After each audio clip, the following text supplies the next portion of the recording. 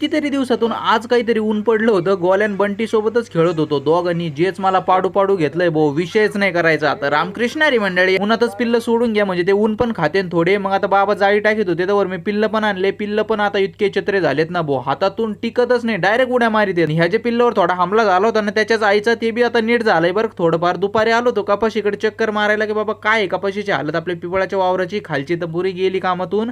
आता पिपळाच्या वावराचे कपाशीचे बी काळे बोंड पडायला लागले बरं का. आता काय करावं काय नाही काहीच कळाना मला. तेवढ्यात बाबांनी मला आवाज दिला, कारण की तोडलं होतं बाबांनी गिन्नी गवत. या गिन्नी गवताला बी इतकी भुरी ना भाऊ, मी एका हातातच उचलून नेतो, अंगाला टेकूनच देत नाही ते. तिकडून आलो, गौरीला टाकलं मस्त पैकी आणि गेलो बाबा अंडे घ्यायला. म्हणलं किती निघलेत अंडे बघावं, तर तिथं बघतो एक कोंबडी मस्त पैकी अंड्यावर बसली. म्हणलं खुडूक झाली काय, तिच्या जवळ गेलो आणि जेच कोंबडी पळून गेली. म्हणलं चला गाडी इथं इथं काय राहणं सेफ नाहीये.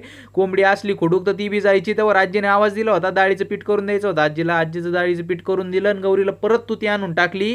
मरणाची आरडत होती बाबा, एवढं गिन्नी गवत खाऊन सुद्धा.